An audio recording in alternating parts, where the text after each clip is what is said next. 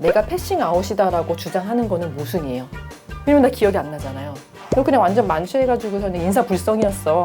이런 거를 말하는 거예요. 기억만 하지 못한다. 이런 경우에는 강간이라고 볼 수 없겠죠. 심신상실이나 한거불능 상태에 빠져 있었다는 걸 의미하기 때문에 이 패싱아웃 같은 경우에는 보통 중간간이 성립이 된다고 보고.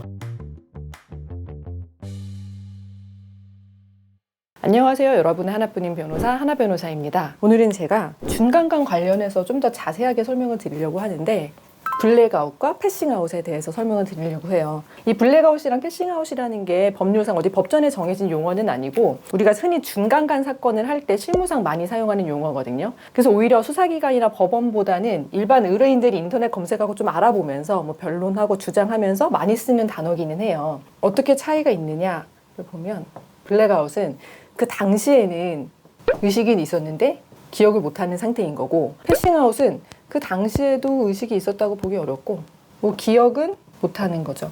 이건 이제 기억을 아예 못하거나 기억을 뭐 일부 하거나, 이것도 마찬가지로 일부 기억을 하거나. 이 블랙아웃은 쉽게 예를 들면은 내가 이제 기억이 한 밤 11시부터 없는 거예요. 근데 일어나 보니까 내가 집에 들어와 있어요. 그래서 친구들한테 이제 전화를 하죠. 야, 나 어제 집에 어떻게 들어온 거야? 나 완전히 기억이 하나도 안 나. 라고 하면은 이제 그 친구들이 너 그때 우리한테 인사하고 그냥 정상적으로 잘 들어갔는데? 라고 말하는 걸 들어본 경험이 있으실 거예요. 나는 기억을 못하지만 그 당시에 내가 의식은 있었던 거예요. 이거 이제 우리가 많이 말하는 일상적인 용어로 블랙아웃인 거고, 이 패싱아웃은 내가 기억이 한 23시부터 없어. 그래서 같이 이제 동행했던 사람들한테 물어봐요. 그랬더니 너 그냥 완전 만취해가지고서는 인사불성이었어. 이런 거를 말하는 거예요. 이거는 피해자의 당시 상황이 어땠는지도 중요한 부분이 되고, 이 피해자를 보는 제3자 입장에서 피해자의 상태를 어떻게 인식하고 있었느냐, 이 관점에서도 중요하거든요. 블랙아웃의 경우에는 내가 성관계를 할 때는 내 의식이 있었고 내 선택으로 했는데 그 다음날 일어나서 기억만 하지 못한다. 이런 경우에는 강간이라고 볼 수 없겠죠. 패싱아웃의 경우에는 이제 중간간이 실무상 성립을 한다고 보는 거고, 왜냐면은 이제 성관계를 할 때 피해자가 의식이 없었고, 이제 그거는 피해자가 심신상실이나 한거불능 상태에 빠져 있었다는 걸 의미하기 때문에 이 패싱아웃 같은 경우에는 보통 중간간이 성립이 된다고 보고, 그래서 실무상 이제 블랙아웃이냐 패싱아웃이냐가 많이 다퉈져요, 중간간 사건에서는. 그래서 피해자 입장에서는 내가 단순히 블랙아웃 상태에 빠진 게 아니고 패싱아웃 상태에 빠졌다라는 걸 주장하는 게 중간간에서의 핵심인 거죠. 그러면 이 패싱아웃을 어떻게 입증을 하느냐. 일단은 내가 패싱아웃 상태였다라는 걸 주장하고 입증을 해야 되잖아요. 그런데 이거를 내 말로 저 그때 블랙아웃이 아니라 패싱아웃 상태였어요 라고 말하는 거는 큰 의미가 없어요.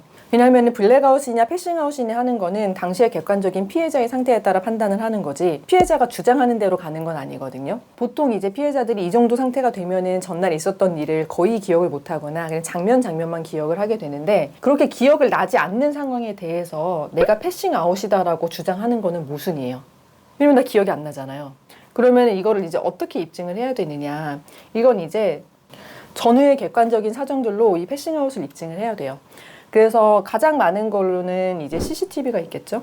뭐 술을 마신 장소의 CCTV라든지 아니면 성관계가 이루어진 장소로 이동하는 곳의 뭐 도로 CCTV라든지 당시 피해자의 상태가 어떠한가를 보는 거죠.